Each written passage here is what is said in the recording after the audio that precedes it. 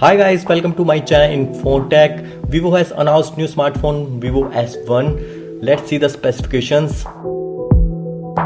This smartphone comes with a 6.5 inches Full HD Plus IPS display and it has a 25 megapixel front camera.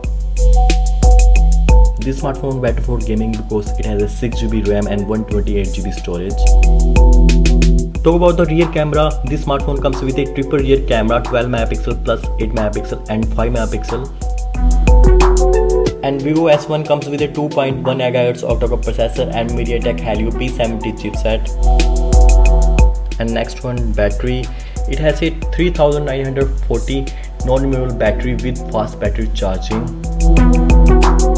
Let's talk about the operating system. It has an Android 9.05 with Fun Touch 9. Thank you guys for watching my video. Don't forget to subscribe and like my video. Please click on the bell icon for new videos update.